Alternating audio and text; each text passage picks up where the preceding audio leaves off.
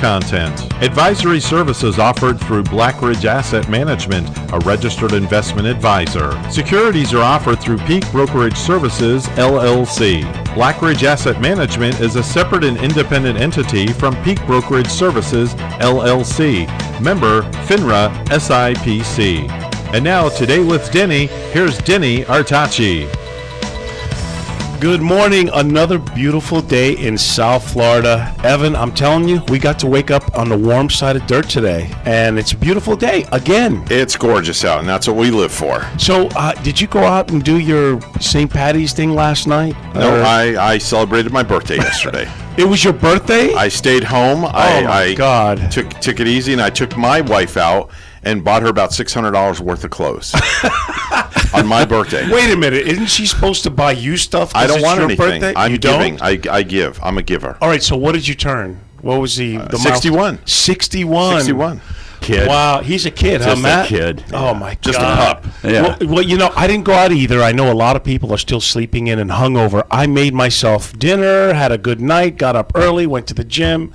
I feel so good. Yes, I'm rubbing it in case you're hungover and just getting up, ladies and gentlemen. So, I have a very special guest today I'm going to introduce momentarily, but on the financial side, looks like the Dow just wants to keep going and going and going. I mean, it peaked 33,000. Are you sure you don't want to jump in on this, Evan? I know you made like $500 10 years ago, and that was it. You don't want to get in on this action? All right. So, investors are trying to parlay and guess what's happening. A funny thing, the 10-year Treasury has gone up about 1%. So the 10 years about 1.74, the 30 years about 2.5. Techs were down, and I think part of the thing is they're looking to see how inflation is going to play its course and the unemployment rate that's out there. So this is a great time to look at your portfolio if you would like to safeguard going forward. Nobody can predict what the market's doing. And it's a funny thing because the Fed themselves have predicted that GDP is going to be about 6.5% this year, which is not terrible, folks. So on the show today, I have a good friend, CEO and president. Those are pretty impressive, accolades there, of Peak Brokerage Services, Mr. Matt Myers, ladies and gentlemen. How you doing, Matt? Denny, I'm doing just fine. How are you today? I'm great. Good. I've had Wiggle on the show. I've had Paul Meeks on the show. I've always state that I think I'm a lucky son of a gun to be with Peak Brokerage because it's an open architecture and a culture that I've never seen before in the many years that I've been doing this. So tell me, what founded this company? I mean, because what I do notice is it was founded by producers for producers who still write business, absolutely. Do not sit in an ivory tower. And the last time they closed an account was when Nixon was in the White House. No, that's really the key. We talk about the culture at Peak Brokerage and at Brokerage. We talk about the culture all the time. I started in the business in 1972. I know it's hard to believe. Whoa! For a guy that's only 56. But seriously, I started in 1972, and over the years. Long story, though, or you should make it a short story, I guess. No, it's okay. No, but we got an hour, right? Yeah, right. Yeah, well, okay. I don't know. My producer, he keeps me on a short leash. Okay, good. That's good. We could still be here at 2. But seriously, my dad and some of his partners ran a broker-dealer up in Buffalo, New York. And when I graduated from high school in 1972, I said, well, I just can't stay out of the classroom, right? So I went. Dad says, "Why don't you get your licenses?" Back then, it was a little different. Yeah, I would say so. I have what's called a Series 1, which equates now to the Series 7. They called it a 1 back then? A Series 1. Okay. Yeah, or a GS. You are really showing your age, buddy. Yeah, really. That 57 doesn't quite play. Yeah, the only person in the world with a lower CRD number than me was George Washington. But seriously, though, I started there because I said, look, it'll give me something to do summers when I'm going to college. Yeah. And then when I get out of college, I'll figure out what I'm going to do. Well, I haven't figured that out yet. I mean, I haven't grown up. I'm still in the industry. But I've got to tell you, the biggest thing I've noticed coming up is that we were an independent broker-dealer to start with. And over the years, I have worked for larger broker-dealers. I have worked for bank broker-dealers. And me too. And I came back to the independent platform. And when I hooked up with the financial guys in Buffalo back in 2010, that's when I realized things were a little different. Yeah. Other places I'd worked, a lot of times some of the biggest competition was in the same building. It might be 2 offices down. It was like everybody was after the same market. What I noticed about working with the financial guys, at that time we were with a much larger broker-dealer in Texas. But what I noticed about working with them is that there was a very collaborative nature. Right. The culture was, look, you have your specialty. You follow our system where we would meet with a client. We would take in all the information. It took 2 or 3 meetings to understand exactly what you thought the client needed. It took 2 or 3 meetings for the client to get used to you and to understand that this is not we're not just going to sell a product and move on. This is a process. So, I had my own expertise. I also had a tax practice, so they were like, "Oh, cool! You can help us with the other reps that have clients that may have tax problems or may not understand capital gains rules or may not understand." Okay, so that was great, and I actually incorporated my tax practice for a while in with financial guys also. So it was all very collaborative, and I had never seen that anyplace before. The problem we ran into is as that organization grew, we became the biggest branch and the biggest organization within the previous broker-dealer that we were at. And by then, I had not only been doing my own production, but I had become the OSJ, the Office of Supervisory Jurisdiction, which meant that I was basically a compliance officer for that group. We had 60-some people in our group, and it was the largest individual group at our previous broker-dealer. And by my second year there, and I'm not saying it was my fault, but by our second year there, we became the number 1 branch in the whole company, and we did that for several years and grew a little more. But it was kind of like, still wanted something different. So there were limitations, weren't there? Right. I mean, there's always some limitations as a company gets bigger. Sure. Yeah. And the limitations are for us to be able to do our job, we have to be independent. I mean, and that means to all degrees, which I'll get to a little later, is the way that we structured Peak Reps, Peak Brokerage Services, Blackridge Asset Management, and Top Advisors Group, which is our insurance arm.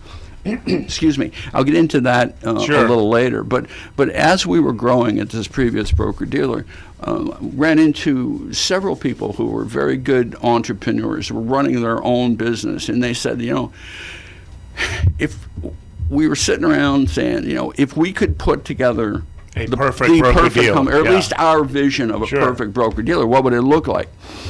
So we're going around the room, and I'm thinking, well, to me, it would look like you and you and you. right. So that's pretty gutsy. Think about it. You're at a place, you guys are successful, you're making money, you pull up and go, we're going to do our own thing. I mean, like, how many people were telling you, no, you can't do that. You can't open up your own independent broker dealer and be a serious player. And Peak is now what, in about 18, 20 states right now with reps? I think it's actually about 30. 30 states. Right. We are registered in all states plus the District of Columbia, but we do have actual presence in about 30 different states now. And we just are on the verge, and here's I'll back up a little bit. This group decided they were going to go out and buy a small broker-dealer rather than start one. Okay, sure. I had some experience in the past. I actually had owned a broker-dealer with my father, and when my father became ill, I sold it just because it was. Sure. I wasn't at the point yet where I thought that I could run it efficiently, so I sold it, and the money didn't hurt either. Just saying. So my first question is listen, the buck stops with you. You got to deal with partnerships. You got to deal with FINRA compliance. Is it a lonely job at the top, buddy? You forgot the SEC. Oh, the SEC. Okay, yeah. Yes, right.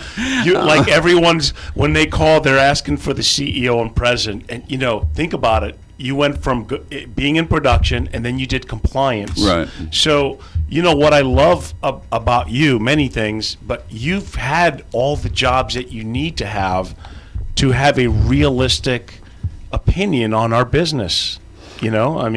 Well, absolutely, and that's one of the things. One of the reasons that this group got together and wanted to start their own broker dealer, didn't want to go through the hassle of actually creating one, so they bought one. But that's kind of the point, was the fact that in so many places, compliance is considered to be the anti-business department. That's right. Yeah. Okay, and compliance, if you look at the rules and regulations, and you can interpret things different ways. If you've ever met an attorney, you know what I mean, okay? Yeah. There's different ways to interpret any statement.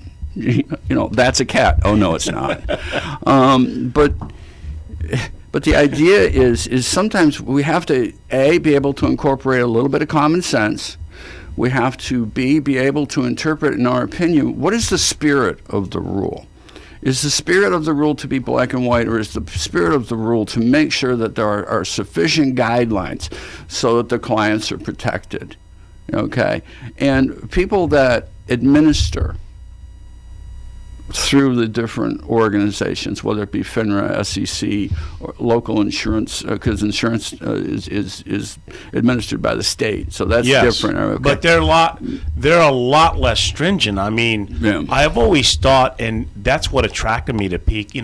You trust your advisors to do their due diligence and be right by the clients, but you're not going to trust them to do social media, a radio show, or any of the things because let's face it, the business has changed. Absolutely. We have to market ourselves differently, and social media is an important part of the platform. And so when we talk to other reps and we tell all the things that we're doing, they say, "Nuh-uh, no, that's not true." So, what do you mean? Yeah, I'm with XYZ. I'm Broker, XYZ, and they won't let us do that. Right? They won't let us. They don't trust us. Right. So that and that's part of it. Again, it goes back to culture. We hopefully hire people that are, they're not going to intentionally go out and do anything wrong. We're going to give them the tools to do the job right. We don't just say, yes, you can use social media, or yes, you can do a radio show, but we tell you how to do it. If you look at the entity of Peak Reps, which owns all the other companies, we really we're really a marketing company that just happens to market financial securities products. Okay, so does that brings some brings its own restrictions. Sure. But if you understand the restrictions and you do things again within the spirit of the rule. When I was the CCO, Chief Compliance Officer, my biggest thing is, don't do anything that I can't defend. Exactly. Right? Okay. So if it's a little bit of if we're going to go out and we're going to talk to people, and we know that sometimes, especially when we're doing something live, radio, TV, an interview, you can say something that you instantly want to bring back. Okay? But what was the intent of what you said? Seriously. Yeah. A lot of times they'll say, well, you made this statement, and it's not, what do the fact checkers say? It's not 100% true. Okay, it doesn't mean, so that means it's not 100% false either. Right, okay. True or false, right. Right, it can be interpreted different ways. So the idea is, what was the spirit of what you said? Was it really to be, to try to defraud somebody or something? No, sometimes life happens, right? And that's always the way I've defended the reps that were under me when I was the compliance officer. And I think really, in my practice, I think that's that's one of the things you like about me. I document everything. When I have a conversation, when I have a recommendation that I do, and my clients know this. Right. They know that I document, and I think it's really important in this business that we're in, because we can't remember everything that we say, but if we document most conversations, we get to know our clients better, and we also can prove to FINRA and whoever else is watching that we are indeed doing the best thing for our clients. It's in their best interest. Absolutely, and the other thing too is we don't, from a corporate standpoint, when we look at potentially new products that come out. Sure. Because everybody's always trying to tweak the system, God. right? Yes. So there's I don't know, pick a number. There's a whole bunch of variable annuity products. There's a whole bunch of fixed annuity products. There's a whole bunch of investment type products, which some of them are tied to options and derivatives. And holy cow, everybody's trying to beat the system. So the other thing that we do is we will look at these products before they come on and make sure that they're inherently safe. Stuff happens. Sure, yeah. I mean, anybody that gets into the market with the idea that they're going to get 100% guarantee, nothing's ever going to go wrong, you're in the wrong spot. Yeah, there's risk in everything. Right. So it's how you manage the risk. It's the mitigation of the risk, which is most important. You mentioned earlier something that I jotted down a note. Allocation is key. Okay. You need to, when you talk about investing, you need to talk about the different parts of the market that your money is in. Yeah. People like to talk about the financial services markets and paint it with a brush. That's not the way it works, because for you to have a decent plan, and when I say you, I mean as the client. Sure. For you to understand, you need a little bit of everything. Because you do need some a conservative part of your portfolio, because you shouldn't be putting 100% of your money someplace where it could possibly poof go away. We've seen bad markets, and we've seen bad markets come about in a hurry. All right. So you always have to have some hedging. Now there again, now we talk about terms. Some guys saying, "What, you want me in a hedge fund?" No, I didn't say that. Okay. Some of my listeners are like, "What the hell is he talking about? I just want to give you my money, and I don't want to lose anything." Right. And oh, by the way, make me a 20% return. Yeah, Can you do that? Yeah, sure. No risk, no fees, no nothing. I've been derelict in my commercial breaks. I'm going to take one right now because Evan reminds me that I need to get my sponsors out there. We'll be back today with Denny.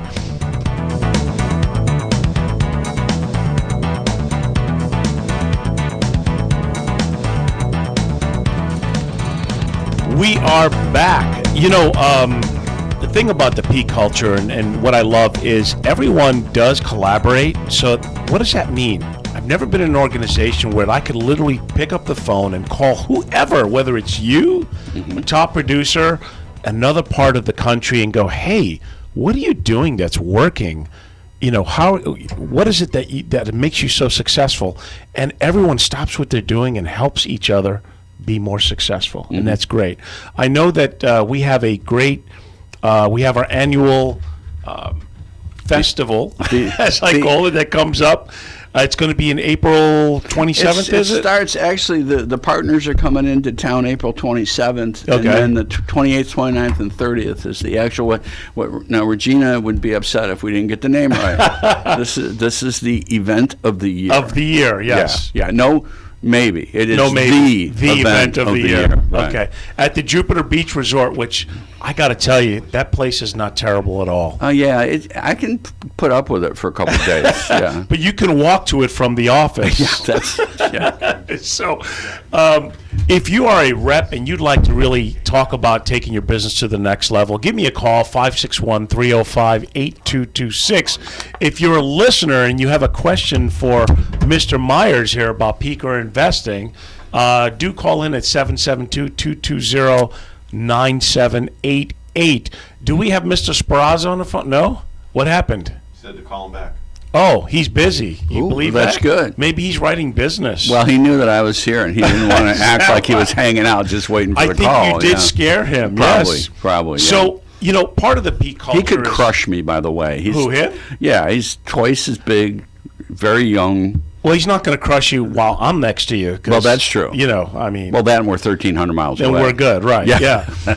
So, one of the other things about the vision going forward, Peak doesn't want to be too big, right? Because a lot of broker dealers, they get too big and they lose the culture, they lose the sight. Oh, absolutely. What is the goal? I think we want to be around 250 reps. Absolutely. Yeah. 250 to 300 seems to be the sweet spot, in the small broker dealer world, because you have to be able to pay attention to the reps, to the people that are making the money. Sure. I talk to our home office staff about this all the time. Our clients, our clients are the licensed representatives, the IARs for the RAA that are out there to bring the clients in, to service the clients, and we have to service those people.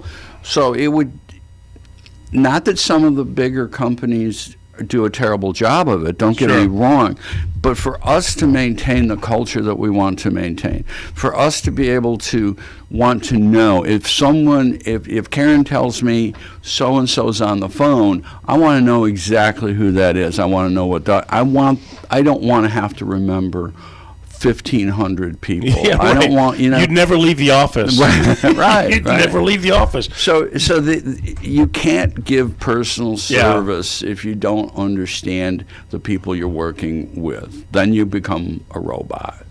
So. And I think the other thing is our culture, Peak is not the place that you need to be micromanaged. I mean, some people actually need others to tell them to get up, shave, and go to work. We're more of an entrepreneurial, spirited outfit that, we're not going to micromanage you, but we'll certainly help you be more successful. But you have to be motivated. I mean, and I know that, you have to go through a lot of reps, and that's got to, what is the ideal rep in your mind to join Peak and be successful? I think we really want that person that has either been in the independent world, where we can say, our tagline is what? Experience different. Right. Okay. So I have to be able to explain to someone why we're different. We have to be able to show people why we're different. So if there's somebody that's already in the independent chain, then we talk to them about the same things that you mentioned earlier. What do we do that you may not be able to do at another? So we have to put that value proposition out there. Okay. Now, if you're coming from a captive situation, a wirehouse situation, we have to be able to get someone that will be a self-starter, does want to be entrepreneurial. One of the things about working at the wirehouse is it's great in the fact that what do? Most of the time you sit there, you make the sale, you hand somebody else the ticket, and then you make the next phone call. You don't have to do the work because someone's there. Now, do they really still operate like that? Seriously? In you some sell, cases, you hand it off? Oh, absolutely. Now, again, it's not, they do have planning departments, and they do have people that are CFPs. Don't get me wrong. Sure, but a lot of people that have been super successful in the captive market, they're much more transactional based. Right. So you have to be able to show people the value of moving from transactional to planning, and the value of moving from a captive situation to, and that entails a lot of work. As you know, a representative on the independent side they have to do a lot of their own paperwork. They have to have their own assistant. Yeah. Okay. Payout's better, but you have to spend some of that money to do things that a wirehouse would do for you. And as an independent, we get to partner up with different people, and I think we do have Mike Sparazzo on the line, one of the partners with the Financial Guys Network. Mike, are you on the line? I am here. So we have the CEO Presidente, Matt Myers, in studio today. You want to say hi to him, or? Yes, how you doing, He Matt? thinks you were ducking him before. Yeah, I thought. I would never. Hey, Mike, how's it going? Things are going well. How about yourself? Not bad. I suppose it's 75, 80 degrees up there in Buffalo. He doesn't like when I mention the weather. Sorry. Because me and Evan bust his stones every time he calls in, because he's like, yeah, it was like 25 degrees. I'm like, oh. I'm sorry, Mike. I shouldn't do that. As a native of Wilson, New York, understanding the Western New York weather, I shouldn't have All right, done Mike. that So to now that you. we're busting Yeah. your stones, what's the temperature right now as we're speaking? Well, I was going to say, the good news is it's actually rained today, so that means it's above 32, which is a good start. 32. Wow, that's a heat wave. Holy right. crap! You can get a suntan in that weather. I think we might jump up to about 43 today, so that's the Okay. good news. So Mike is a partner with the Financial Guys Auto and Home Network, and what can you tell us about what you're doing for people in Florida and in New York? What is your tip today on the PNC world? Yeah, again, I think this is another one. We've talked about this before, but I had two good examples yesterday, and this is not dependent on where you are. This is just for everyone. Okay. We worked with two separate people yesterday who were with the same insurance company. One was with a certain company for 45 years. 45? And another was with 45 years, same company. Yep. And then another was with the same company for about 22 years. So what we ended up finding was, between the two of them, one was $1,800 of savings, and the other one was about $2,200, excuse me, of savings. So the lesson there is, obviously you have to actively shop this stuff around. It's extremely important to stay on top of it, and that doesn't matter if you're in Florida, if you're in California, if you're in New York. It doesn't matter. You have to actively look at these. I'm not suggesting changing once a year necessarily, but No. You know, 22 to 45 years is a long time with the same policies, not even just the same company, the same exact policies. I don't get it. Either it's a relative that you're giving the business to, or you're just flat out lazy. I don't know what it is, but you have the same policy for 10, 20, 30 years, and you never shop. I don't know. I think a lot of it too is it's that potentially that comfort level too, right? Okay. You just keep letting it auto Uncomfortable renew, paying you too don't much even money. realize. You're right. You know, I've had that conversation with a lot of people. I say, you know, I didn't think I was doing all that bad, and and it's because they just continue to auto renew. So from year 1 to 3, it doesn't look as bad from year 1 to 45. You know what I mean? So if you'd like to shop, it's 855-TFG Auto, right? That's the number to call for a That's right. auto and homeowner's quote. Folks, it's your money, it's your life. You've got nothing to lose but, 15 minutes, Mike, to find out if they can save money? That's right. And one thing, just last to mention on that, we also increased their coverage too. Not only did we save them all that money, in the one case we added a $1 million umbrella, and we still had the savings of $1,800. So Really? It's not always, you save money and your coverage that could go down. It's always, we either give you what you have or better coverage, and we're still saving you that money.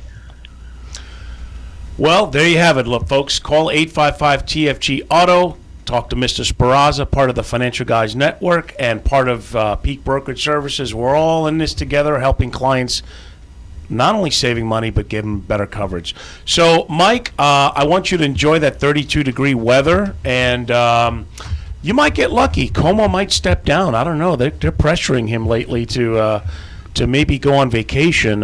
So who knows? Your tax rates might go down in New York. I got to agree with Mike Holmes. I don't think he's going anywhere. He's not. He's happy. All right. Well, Mike Sparazza, ladies and gentlemen, thanks for calling in, brother. Stay warm, okay? You got it. Thanks, Yeah, guys. take care, Mike.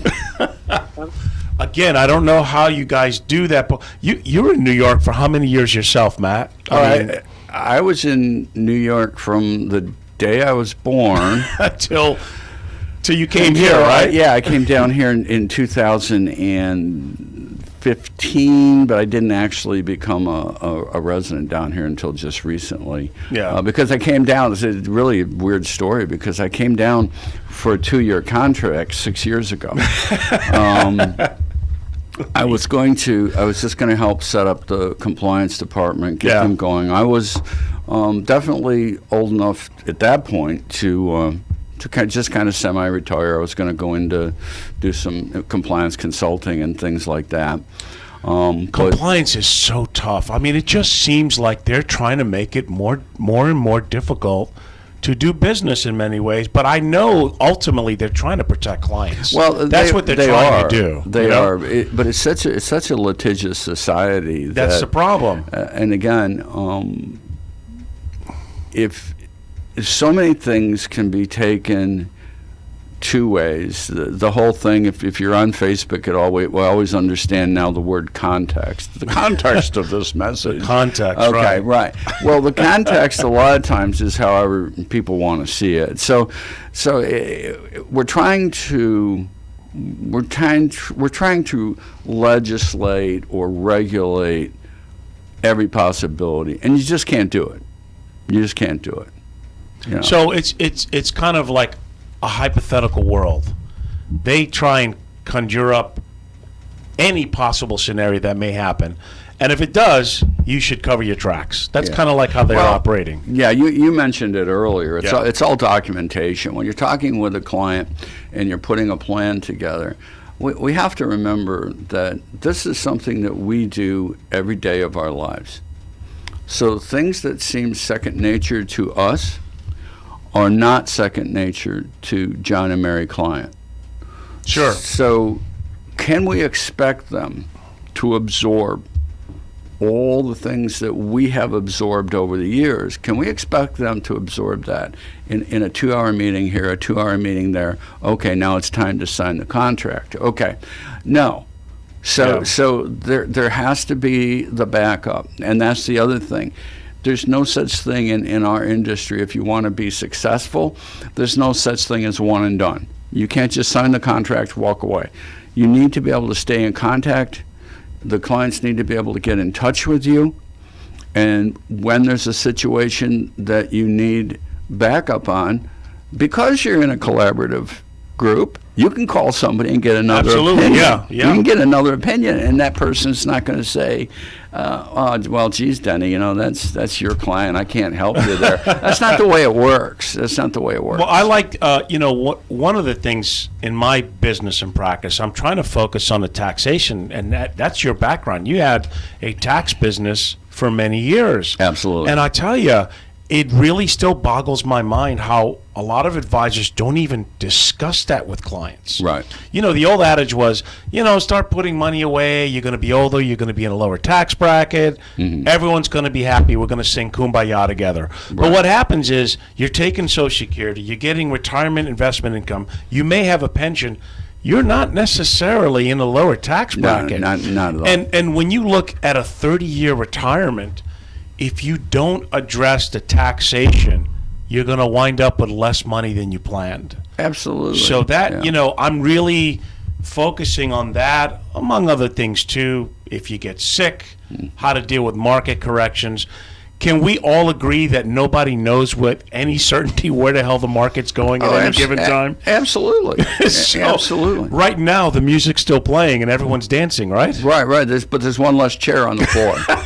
Is that what so it is? when the music stops, someone's going to be without a chair. That's when your phone's really going to be ringing off the hook. Once we get a little correction, Mr. CEO. Yeah, I'm close to retirement. Did I mention that? No, you did not mention well, it. that's a fluid place too. It is. Yeah, and see, my retirement index is a 30% drop in the market. Then I'm retired. That's all there is to it. So you're already anticipating a sequence of return of a negative 30 as you retire. So you're throwing it out there. Right. Now, Okay. Hopefully that's not for a few more years. But, because I don't have a crystal ball. Well, I do, but I broke it. But So next seriously, month we're inviting a lot of advisors to come to our the event of the year.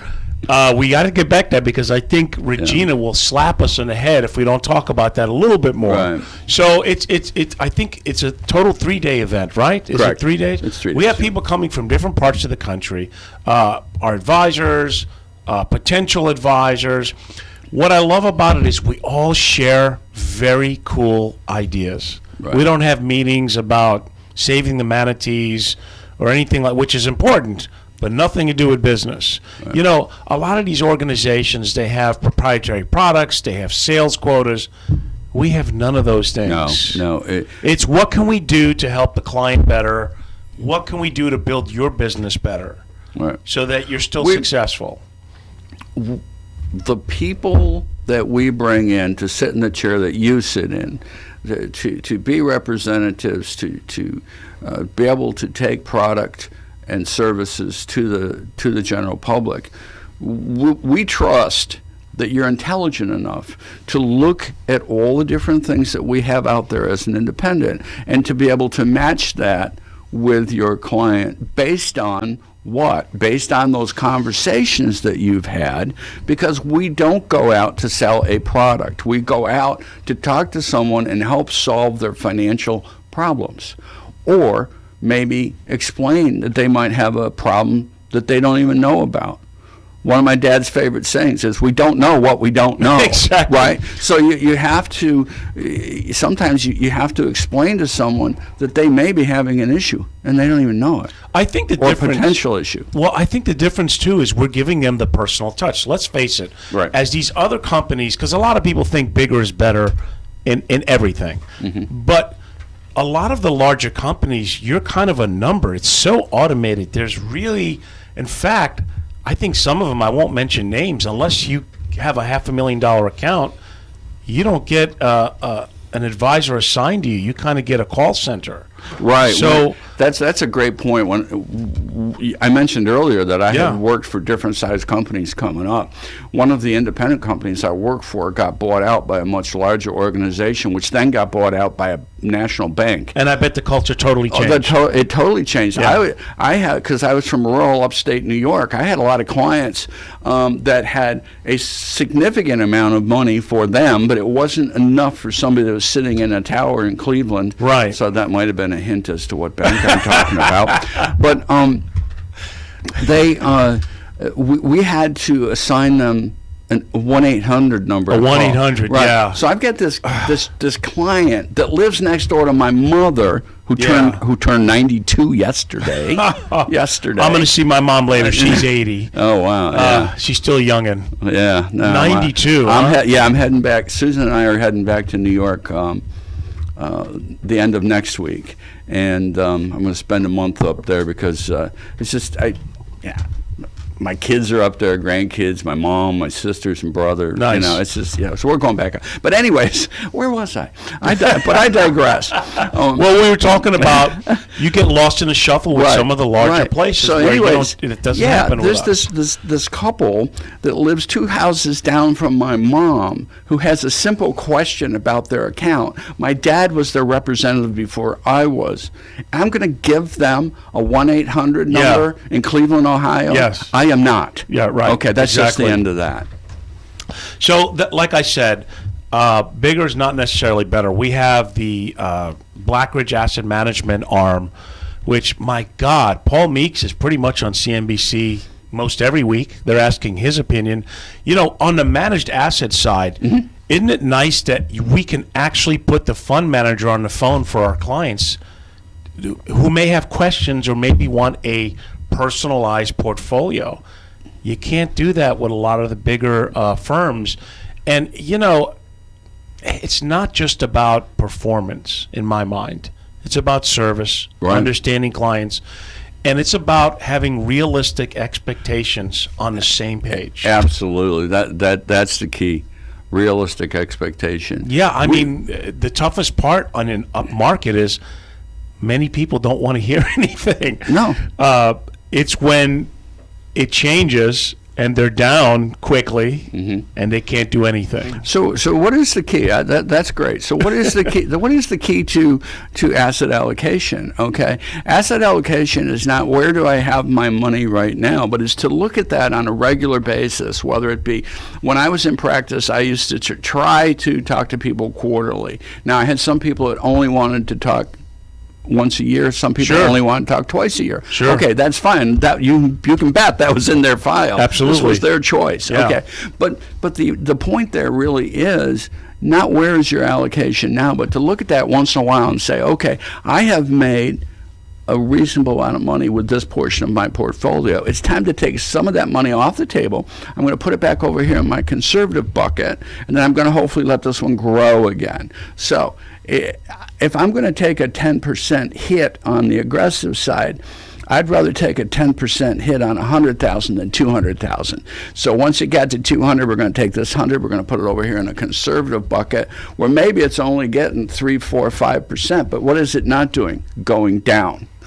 So Exactly, right. right. So if I'm going to take a hit, I want that portion, my aggressive portion, I want it to be smaller if it looks like the market's going to turn. So see, once again, you prove my point. You're the CEO and president, and you're still talking common sense, like you're still in the business yourself. You know, you're not ruling from an ivory tower.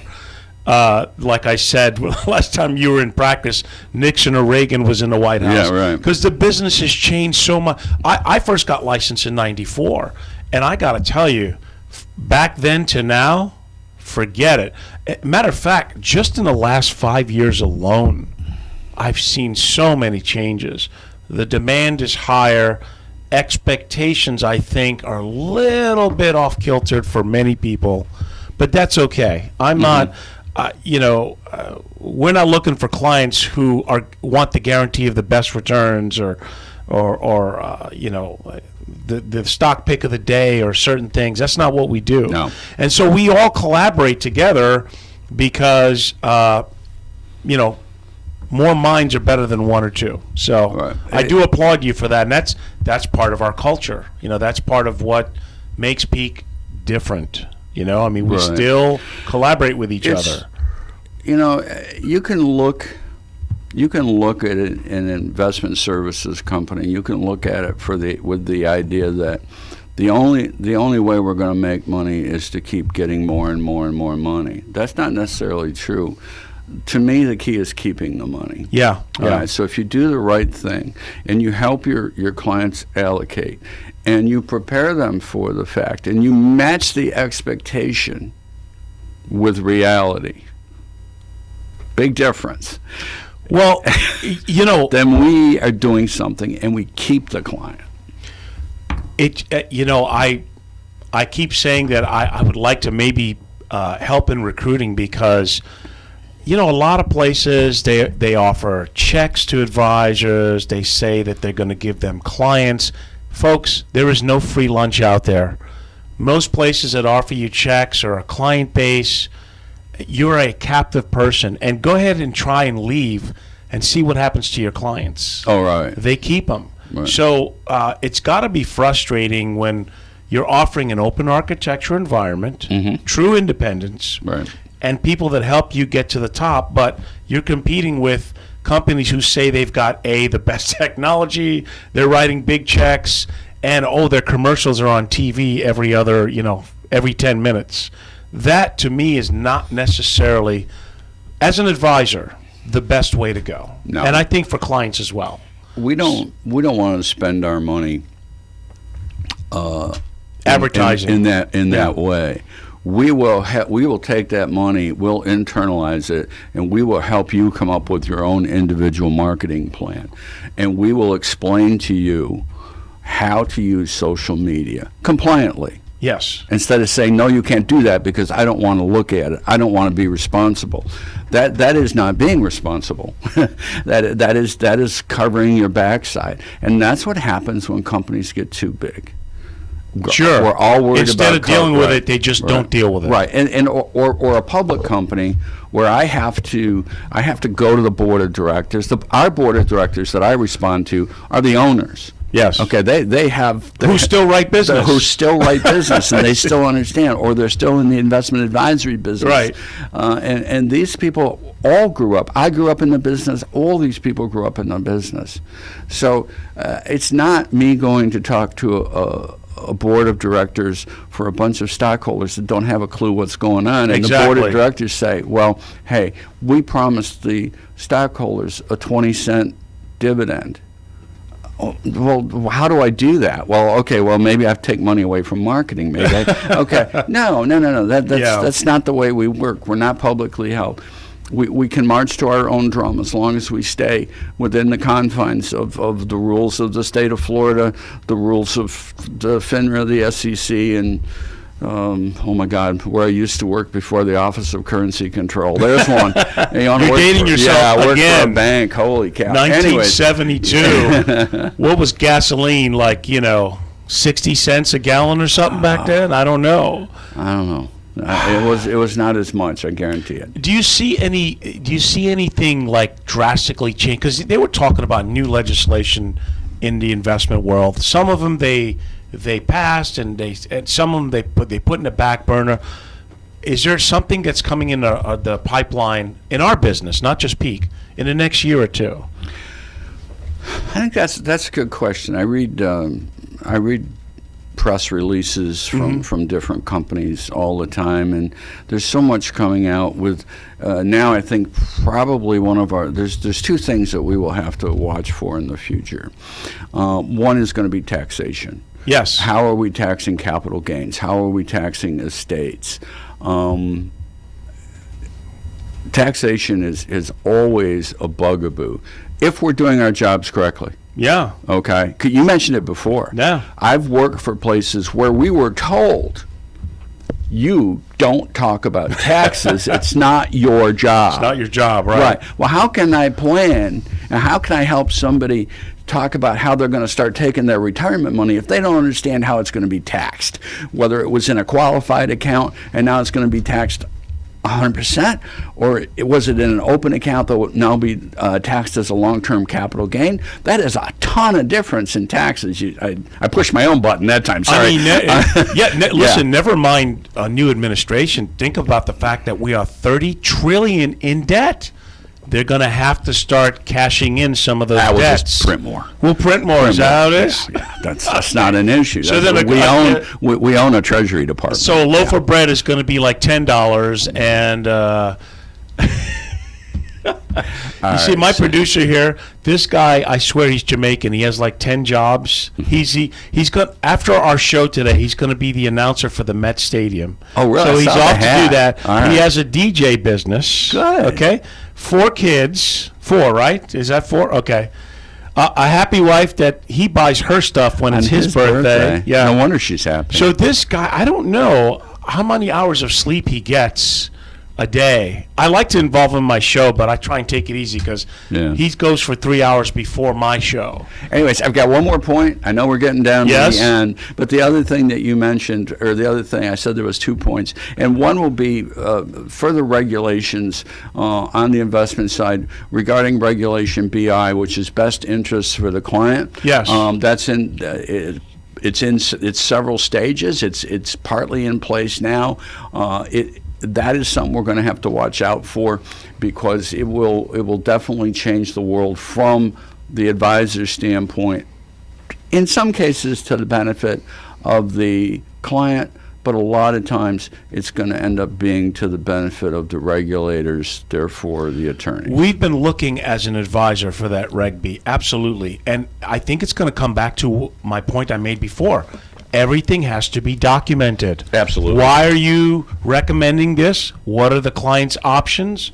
What are the pros and cons of this recommendation? Right. So here's the caveat now for the clients, for the people out there that are listening that have investment clients. Keep records. Yeah. You can't. For how long? Well, as long. You should have that. In my case, I think it's supposed to be 3 years, but I got stuff from 5 and 7 years.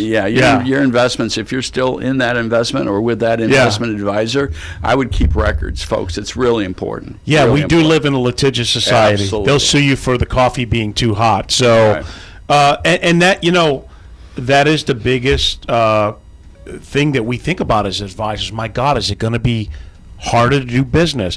But I think as we document everything and we're full disclosure and be transparent, there should be no issues. Absolutely. It's kind of like I don't worry that someone comes behind me to my clients to talk to my clients because chances are they're not going to say anything that we haven't discussed. Good. So I always feel good about that. I don't get the crazy phone calls in the middle of the night. You put me in this investment and I don't understand it. So anything like that. So I'm looking forward to the event of the year next month. Right. It may be a musical event. I don't know. There's rumors going around there that do we know anybody that plays music? There may be 1 or 2 people that I can refer that can provide the entertainment. We could get a DJ, but the only one I know works too much as it is. So in between radio shows, being a Mets announcer. Folks, The hour went by quick. I hope you have a great day. We'll see you next week on Today with Denny.